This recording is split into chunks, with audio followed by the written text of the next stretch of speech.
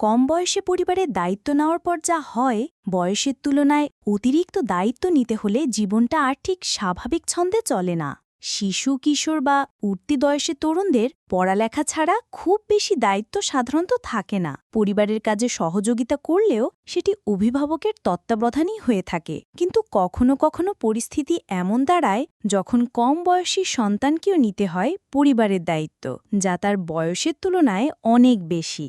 একেই বলে প্যারেন্টিফিকেশন, বলছিলেন স্কয়ার হাসপাতাল লিমিটেডের চিকিৎসা মনোবিজ্ঞানী শারমিন হক। নিজের দায়িত্বে থাকা কেউ কোনো কারণে মন খারাপ করলেও নিজেকেই দোষী মনে হয়। কেমন হয় সেই দায়িত্ব?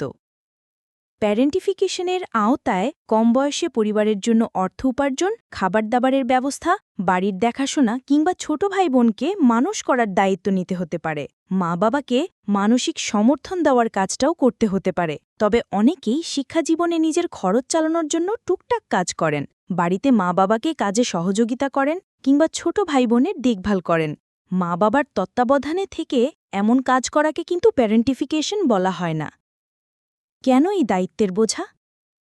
প্যারেন্টিফিকেশন অর্থ কম বয়সেই মা বাবার মতো করে দায়িত্ব নেওয়া। মা বাবা কেউ যদি মারা যান, শারীরিক বা মানসিক কারণে পরিবারের দায়িত্ব পালনে অপারগ হন কিংবা কোনো কারণে পরিবার থেকে দূরে থাকেন, সেক্ষেত্রে কম বয়সী সন্তানকে বয়সের তুলনায় বেশি দায়িত্বশীল হয়ে উঠতে দেখা যায়।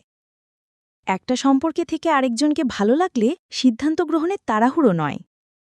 কম বয়সের বাড়তি দায়িত্বের কারণে অতিরিক্ত মানসিক চাপ সৃষ্টি হয়, নষ্ট হয় বয়সের স্বতঃস্ফূর্ততা। অতিরিক্ত দায়িত্বে যেমন হয় জীবন, বয়সের তুলনায় অতিরিক্ত দায়িত্ব নিতে হলে জীবনটা আর ঠিক স্বাভাবিক ছন্দে চলে না। কম বয়সে রঙিন পৃথিবীটা ধূসর হয়ে যায়।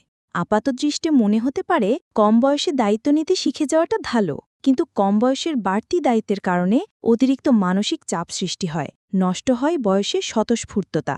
নিজেকে অনেক কিছু থেকে বিরত রাখার প্রবণতা গড়ে ওঠে। দায়িত্বের চাপে নিজের ছোটখাটো শখ, আহ্লাদ, এমনকি স্বপ্নও হারিয়ে যায়। বিষণ্ণতা গ্রাস করতে পারে একসময়। হতে পারে বঞ্চনার অনুভূতি, এমনকি নিজের দায়িত্বে থাকা কেউ কোনো কারণে মন খারাপ করলেও নিজেকেই দোষী মনে হয়। বছরের পর বছর ধরে নানা দায়িত্বের বোঝা বইতে বইতে ক্লান্তও হয়ে পড়তে পারেন তিনি। কাছের মানুষেরাও তাকে যত্ন করছেন, এই অনুভূতিটা তার মানসিক সুস্থতার জন্য খুব জরুরি। সবাই তার আত্মত্যাগকে টেকেন ফর গ্র্যান্টেড, অর্থাৎ ওর তো এটা করারই কথা ছিল বলে ধরে নিচ্ছেন, এমনটা যেন মনে না হয়। এই ধরনের মানুষের বন্ধু এবং জীবনসঙ্গীর দায়িত্ব একটু অন্যরকম। মনের কথা উজাড় করে দেওয়ার মতো এবং স্বস্তির অনুভূতি দেওয়ার মতো সত্যিকার বন্ধু এমন মানুষের প্রয়োজন। আর জীবনের দায়িত্বের বোঝা ভাগ করে নেওয়াটাও তার জীবনসঙ্গীর এক বিশেষ দায়িত্ব হয়ে দাঁড়ায়।